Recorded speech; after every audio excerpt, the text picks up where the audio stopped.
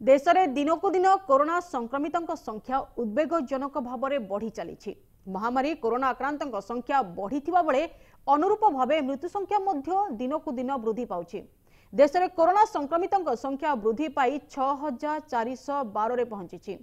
एपर्यंत भारत में 199 जनक मृत्यु होइछि।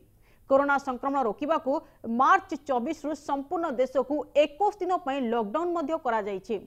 आज लॉकडाउन 17 दिन यह सत्वे देश में गत 12 घंटा भितर 547 जन कोरोना भाइरस से संक्रमित होइथिबा बेले 30 जन प्राण हराइथिबा मामला सामना को आसीछि। देश में मोट आक्रांतों संख्या आज 6412 रे पहुंचीथिबा बेले अन्य पक्षरे देश में कोरोना मृत्यु संख्या 169 रे पहुंची एवं 504 जन सुस्थ होई हॉस्पिटल घर को फेरिथिबा जणा पड़िछि। मोट आक्रांतों मध्यरु 5709 जन सक्रिय अछंती। आज गुजरात रे भदोदरा रे 21, महाराष्ट्र रे 8 और बिहार रे नुआ मामला सामना को आसीछि।